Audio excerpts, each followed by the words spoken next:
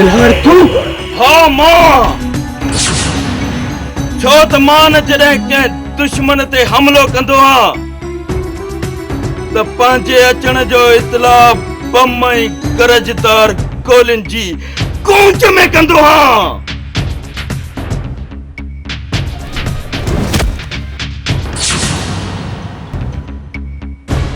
शेरू तू? शेरू न, शेरू धाड़े जो धाड़ेन तुझी हर नाइंसाफी ऐं अॾो जो जवाब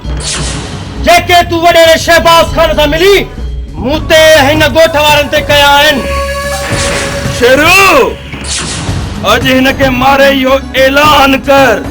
त तूं धाड़े लाई धाड़े। तो जहिड़नि ऑफिसरनि हिन महकमे खे बदनाम कयो आहे, मरण लाइ तयार थी वञ हरामखोर।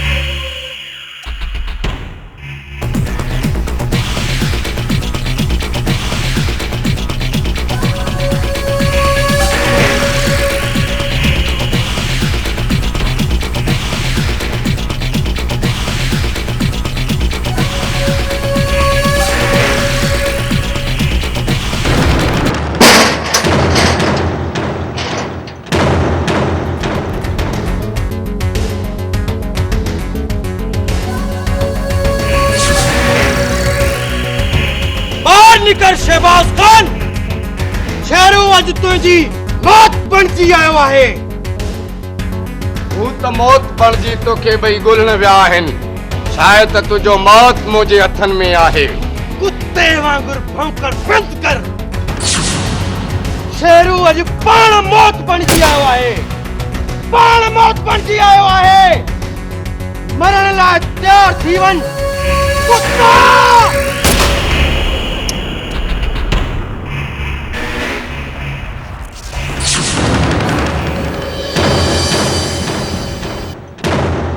हिन जी लाश खे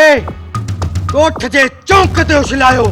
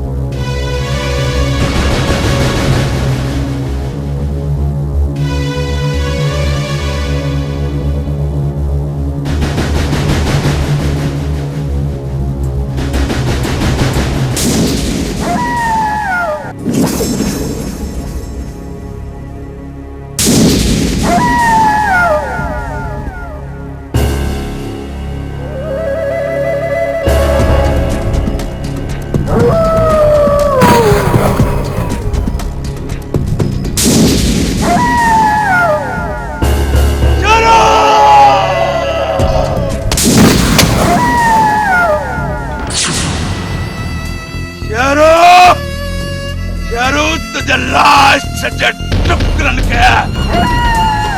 गोठ जे कुत्तन खान खारायुम तो मुझो नालो रुस्तम खान न है तुझे लाश जे टुकरन के कुत्तन का खाराइंदुस कुत्तन खा बाबा साईं शेरू हाणे पंहिंजे मौत जो इंतजार करे शेरू मौत तुझे कच्चा है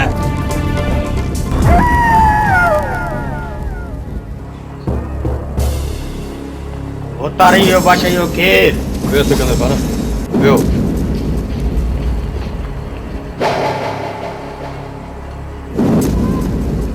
सिकंदर खान ही केर आहिनि साईं तव्हां चयो हो न त मज़बूत माण्हुनि जी ज़रूरत आहे तो ही सभु जेल जा भगल कातिल मक़बूल माण्हू आहिनि किराए जा कातिल वठी आयो आहीं छा सिकंदर खान हिकु ॻाल्हि यादि रख जेके किराए जी बाहुनि ते जंग विढ़ंदा आहिनि न उहे अक्सर मैदान जंग में हारजी वेंदा आहिनि जंग जो ऐलान कबो आहे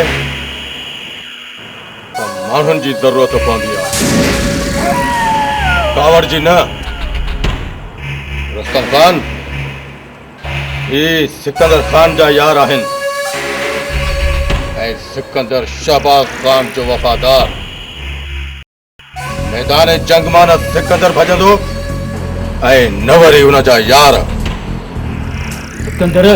तूं पंहिंजे यार शहबाज खे चयो पंहिंजे दुश्मन जो असांखे चेहरो ॾेखारे जंहिंखे असां मारींदासीं तोखे पंहिंजे दुश्मन जो चेहरो बि ॾेखारींदासीं पर हाली आराम कयो एजाज़ महिमाननि खे परवारे कमरे में वठी वञ